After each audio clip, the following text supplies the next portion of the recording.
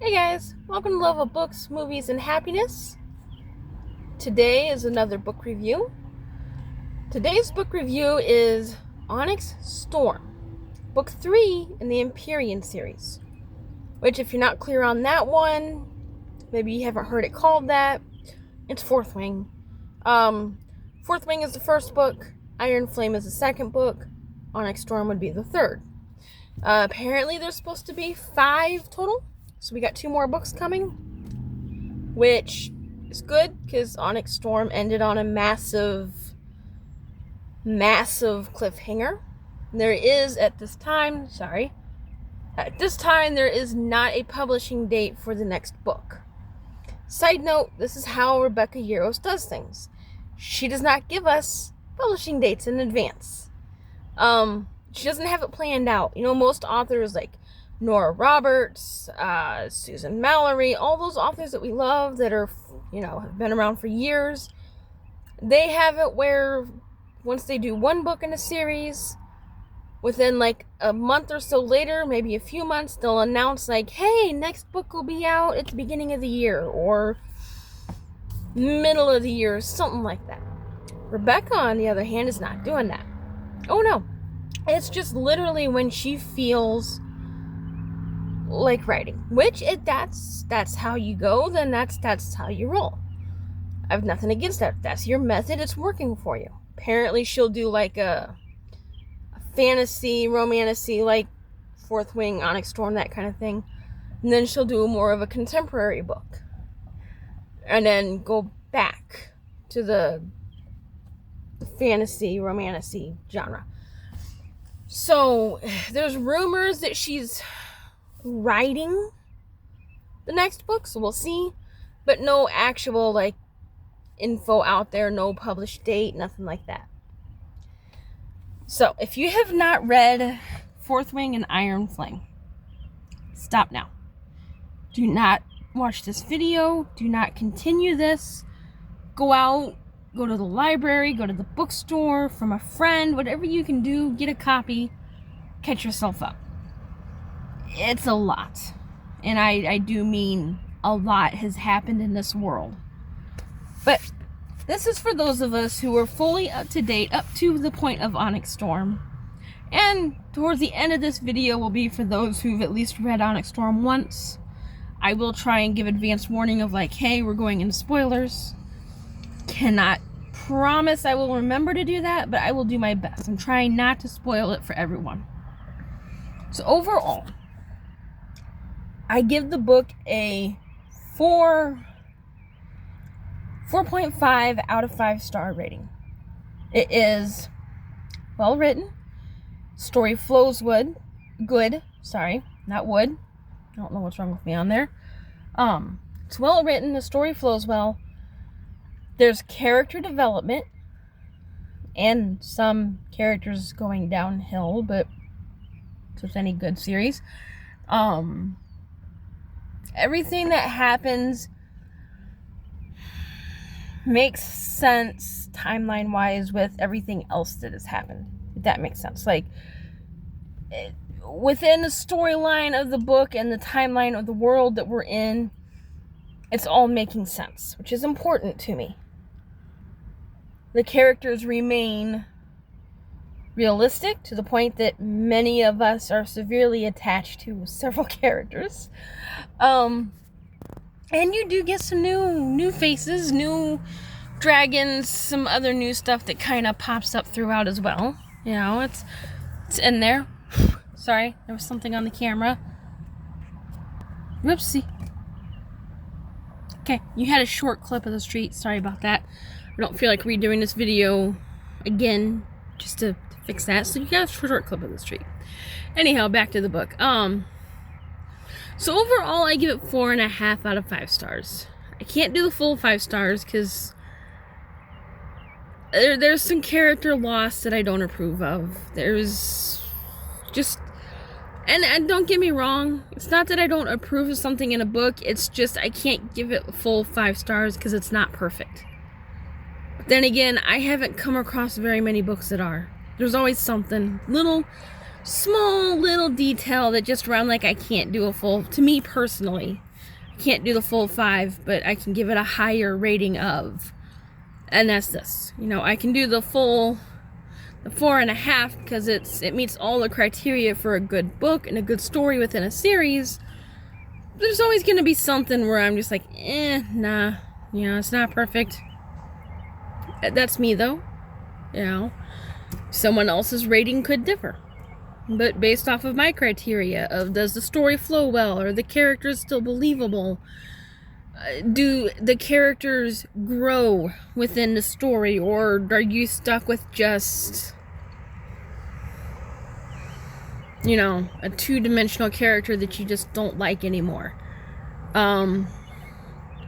Does it make sense overall? Like, all of that to me is what goes into my rating, and it fits all of those. So there's 2 plot lines, like main plot lines within this whole story, that manages to pack a lot into it within those plot lines. Okay? So officially, the 2 plot lines are, with the venom being an issue, the mainland is trying to find Indarna's family, like the other Irid dragons, so that you know, they can try to get them to help them, because it's hopeful that they would come back and help deal with the venom. And then B, Indarna wants to learn about her people, learn how to use her magic, understand her family better. You know, that's the one plot line. Within that plot line, Violet is bound and determined to fix Xaden, who in Iron Flame turned venom. Now she's determined that she's going to find a cure to fix Xaden. She won't give him up. You know, her mind knows that he has turned venom, but her heart won't accept that. So it's that whole, he's bad for you, but you don't want to acknowledge that thing right now. So she's going to use this time, yes, to help Indarna find the dragons, try to convince them to help her, and help the people and deal with the venom. But her main goal is finding a cure to rescue Xaden. Xaden, and that's the 2 main plot lines. Within those plot lines is a lot going on. Like, they're in the middle of a war right now. You know, they're dealing with the war with the venom and the sage and all that. At the same time, the mainland and Tyrion, or the island where Xaden's family home is, that they went to in Iron Flame, you know, they're dealing with their own issues. They're rebelling against the mainland and the king. And now, with everything that's happened, they are trying to work out a peace treaty and recognize the land of Tyrion again as being its own island again and having authority. All that good stuff. So, you have a lot going on. Like, a lot going on. It's a very complicated storyline. To the point that even for me, and I tend to grasp most things in a story pretty well, I had to go back and read it at least once more. I think I'm going on my 3rd or 4th reread now. And I'm still finding stuff I didn't get the first time. Because there's so much happening. You get what you can, and then you give yourself a break, and then you come back and you read again to get the rest. That's how this has turned out. Which, I love a good story like that. It gives you plenty to come back to. You don't get bored with it. There's always something new to find. It just makes keeping track of everything difficult sometimes. So, that's the main Onyx Storm right there. Is the 2 plot lines. They're separate, but at the same time, they are together. Violet is trying to do her stuff within the plot line of the main plot line. So, like, while searching for the dragons, she is still trying to find answers for Xaden. While looking for stuff for Xaden, they're helping Indarna find her family, that kind of thing. And of course, within this world, as in any world, there is complications. Side note, this is where the spoilers could begin. If you have not yet read Onyx Storm, I would stop here with a short recap of 4.5 out of 5 stars. Fits within the series. There's good character development. 2 separate plot lines that kind of intertwine into each other to become one complicated plot line. Definitely should reread at least twice to get the full story. Oh, and expect a massive cliffhanger. If you have not yet read Onyx Storm, I would stop here. Like the video, subscribe, save the video if you want. Go back and read the book, then come back and continue. Unless you're okay with spoilers, because from this point on, I am not filtering what I am saying book-wise. Just to warn you guys. Alright, here we go. I warned you. Spoilers ahead. Alright, so in Iron Flame, Violet's mom sacrificed herself to ensure that they succeeded on that attack. Well, with her gone, someone has to take over her spot. Unfortunately for Violet, Dane, Aoto's father, takes over. And it's no secret, he still does not like her, and he is still out to get rid of her in any way he possibly can. Like, in any way. Admittedly, Violet is not making it easy on herself, because she is, in this book especially, very willing to break every rule out there if it gets done what needs to be done. So, for example, one of the very first scenes within the book, they're trying to do a treaty to get the rebels and the mainland together again. The college is having issues with the Griffin Riders and accepting them.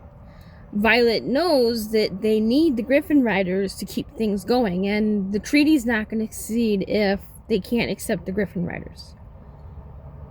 To make it safe for the Griffin Riders to be able to wield on the mainland, she gets her sister and some of her friends together, and some of the Griffin Riders whose talent is for like plants and stuff.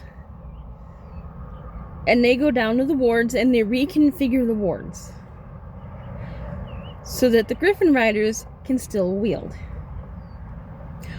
Almost getting caught on treason on that one, except in the nick of time, oh look, they did it the night before, and as of like early that morning, 6-7 a.m. in the morning or whatever, they'd all been pardoned for any of their actions up till that point, which means she can't be punished now for the treason of messing with the wards, which does not make Aoto Sr. happy at all. Like, it seriously ticks him off. To me, that's highly amusing. I don't like the guy. I feel kind of bad for Dane at this point.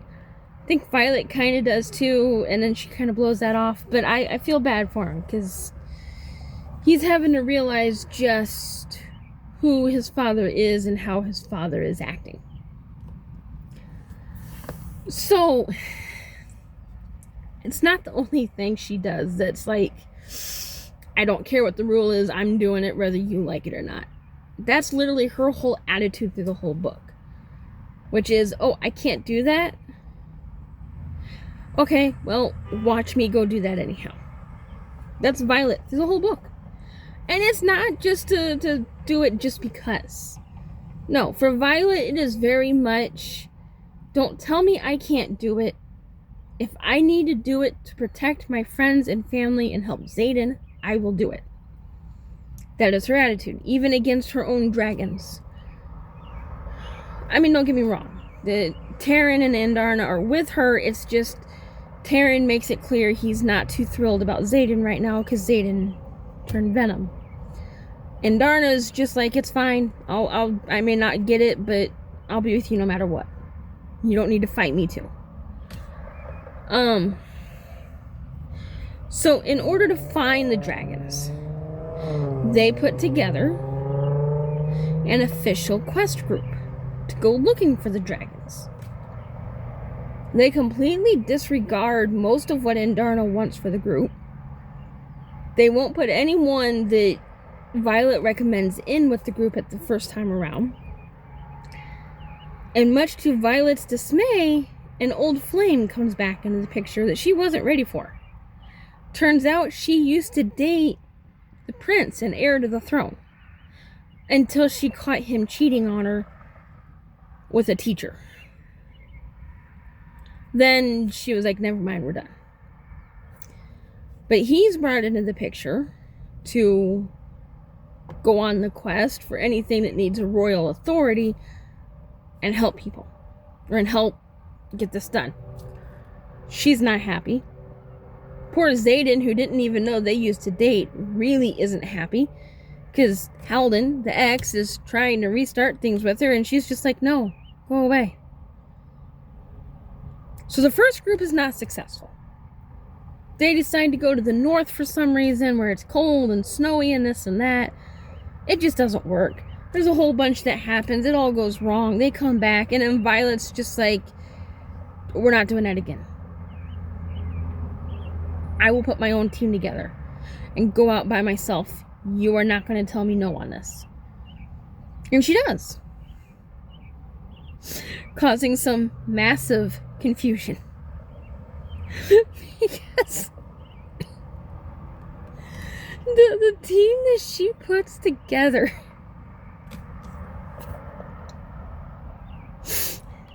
is her current boyfriend, Xaden,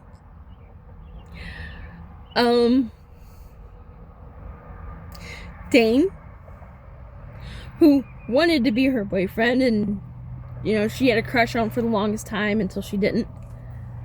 Halden ends up on the team, the ex that, neither Dane or Xaden is happy about.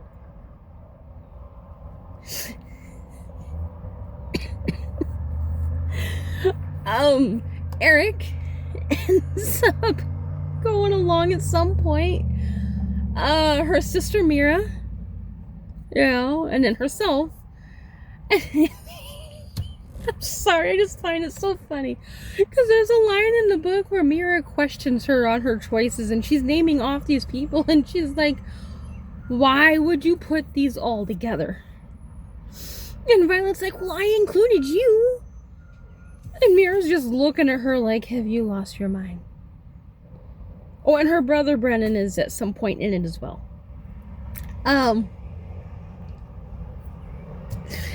It's highly entertaining. I get what she's thinking, because each person she picks has a purpose. Like, they have a talent, they have a skill that is useful, and she feels like would be the best person for the job. It's just the relationships of it all complicate things.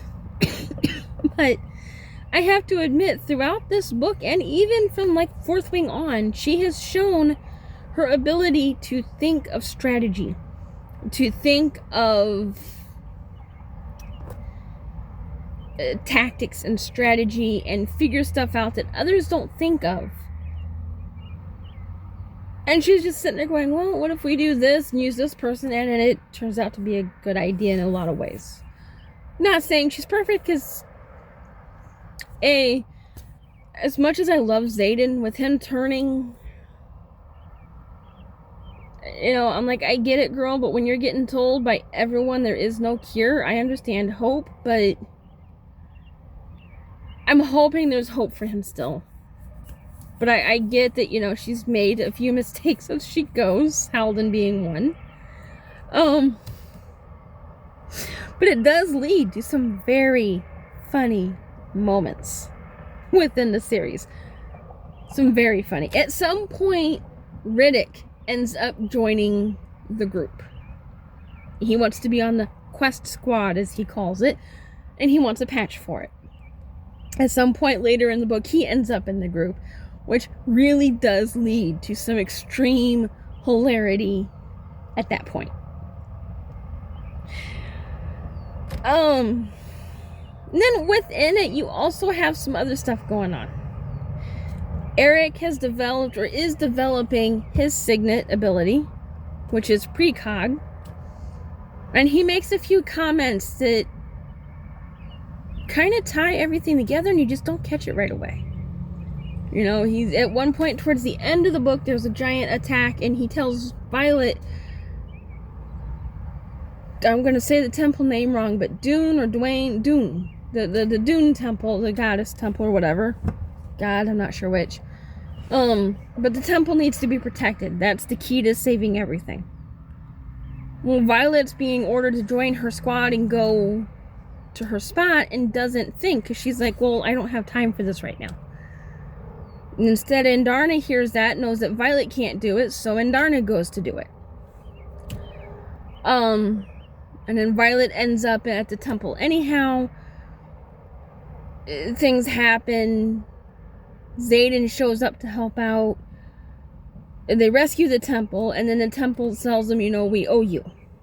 Okay, well, at some point later on, Eric sends Violet his armor and weapons. And in doing so, you know, he leaves a note going, I hope you don't have to use this. Talks about being touched by one god and another god courting her, and is like, hopefully you don't have to use this, but here it is, and it's from the Temple of Doom. The very end of the book, the cliffhanger. The Temple of Doom recognizes her marriage to Xaden, even though she doesn't remember getting married. It's a whole massive thing. Like, he's got precog to know that something's happening. He just doesn't realize that his talent is developing. I highly enjoy this book. And all the little details I could go on about, but there's just way too much to go on one video. But the one that gets me the most is the ending. The ending is the biggest thing for me. Watching an interview that someone did with Rebecca Yarros, they had asked her if there was anything to look back on or to reread to get a better understanding of what's going on and what should it be, and she was like, the last 100 pages or so, because so much happens. I went back and ended up doing like the last 105 pages again, because it started in the middle of a chapter at 100, and I don't like starting in the middle. And I reread from that point, and I was like, yeah, there's a lot that goes on in just a couple chapters. But there's one thing that strikes me. Everyone's focused on the fact that, you know, at the very end, Violet's apparently been missing for 12 hours, has like 5 or 6 other people since the final battle scene. But in her being missing, you know, she comes back, she's got a ring on her finger, and she's got a letter from the Temple of Doom or whatever saying, like, we recognize her marriage to Xaden. She is now Violet Ryerson. There's a thing in there that no one else is really talking about, and I'm confused on, which is, and I feel like might be a bigger thing in the next book. Along with people being missing, like 5 or so others, Garrick is one of the ones I believe who is missing. 6 dragon eggs are missing. Where did the dragon eggs go? Because I don't see the venom taking the dragon eggs. Like, the venom were trying to kill the dragons. So, I don't see the venom taking the dragons.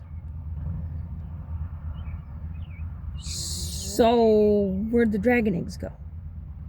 Now, I do know from, I think, Iron Flame, and possibly, I'd have to reread again, which I plan to anyhow, possibly within Onyx Storm, there was one group that wanted some dragon eggs, and the original alliance with them from the mainland failed because they couldn't get dragon eggs.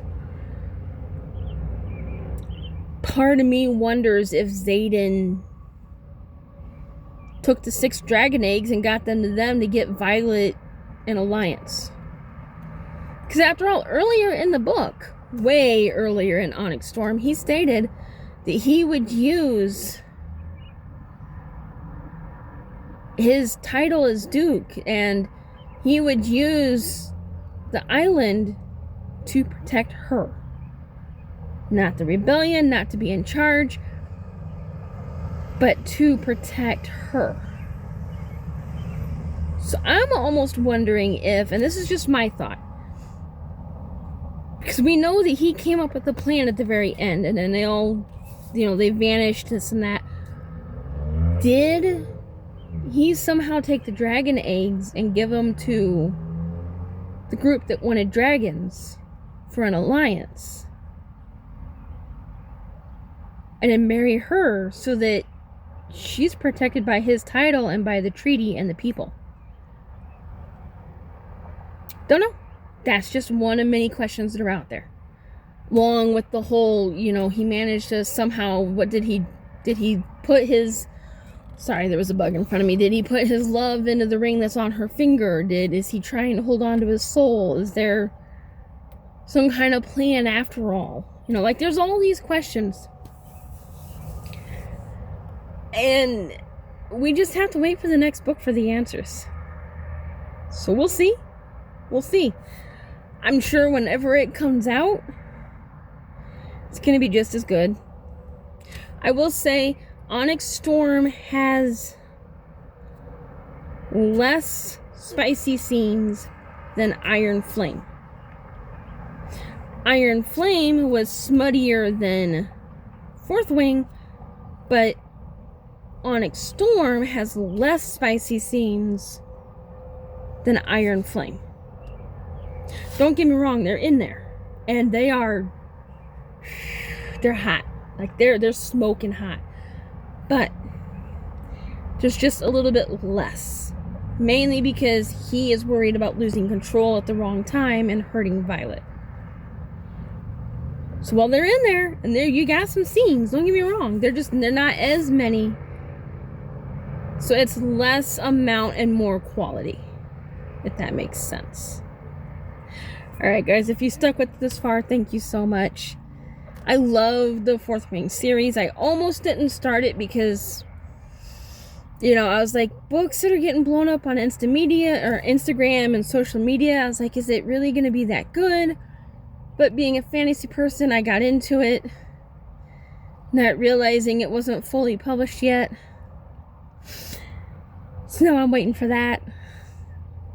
But I love the series. The characters are great. We're losing some characters we love, which I hate, but I get it. That's part of a book. Has been confirmed Liam is not coming back at all. He's dead. Except maybe his ghost is coming back, and that could be about it. But she's not saying that, just so dead is dead. But there is the idea, and I agree, that maybe he's being allowed as his ghost to kind of comfort team members as they need him. It's possible. You never know. I mean, he was there with Violet for a bit, so it's fully possible. But yeah, overall, you got some characters we're losing. You got characters that are developing amazingly well. Eric is getting his second talent, or his talents going. Sloane is learning how to use her talents. We see Dane really mature and grow. And there is a potential. I see it. I've seen it on Instagram, and having read it a couple times, I can see it. There could be a potential Sloane and Dane romance. You never know. You never know. It could be there. Could not be. It could just be a friend thing.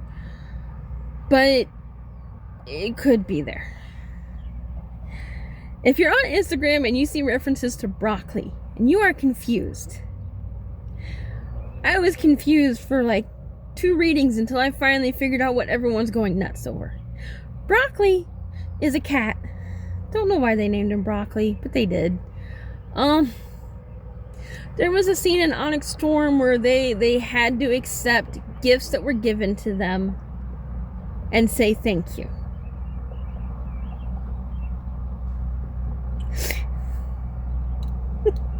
There's a very enjoyable scene. Yes, I highly enjoyed this one. Dane gets slapped.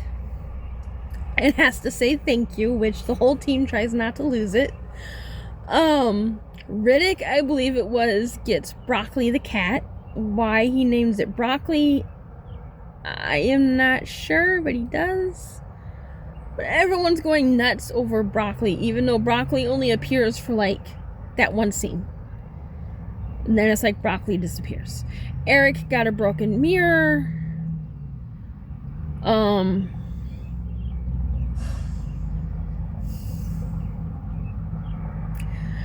There was a couple others in there. I don't remember off the top of my head what Violet got, but everyone got a gift. And they all had to say thank you for the gift, whether or not they understood it or liked it. It was just, you still had to say thank you. So there are... Alright, so Onyx Storm overall. Highly entertaining, very complex, very fast-paced, quite a bit going on. Quite a bit that leaves questions for everyone. Lose a couple of characters we love. See some characters grow. You get a hint at things in the next book, maybe. And then you have the cliffhanger. You know, and you're just left baffled, like, okay, this book will pull out your emotions. You will be left drained or angry, mostly drained for a little bit at least. The first time I finished it, I was sitting in the library and I literally just sat there and went, what the hell did I just read? Not because I didn't like it. It was just, what the world? So be ready for that. Be ready. Because it will grab you by the throat and keep you there until you finish it. And then you're just going to be kind of in a book hangover for a little bit. Until you can come down from it and be ready for the next one. Alright guys, if you've read Onyx Storm, let me know what your favorite moment was. Out of the whole storyline so far, what has been your favorite moment? And is Xaden still your favorite male character? Or with his actions, has that changed in some way? Let me know. And again guys, if you're enjoying this and you want to see more like this, give me a subscribe, follow my page, check out my Facebook page, whatever you want to do. But just keep an eye out. I'll be posting more videos when I can. Till next time, guys, keep reading.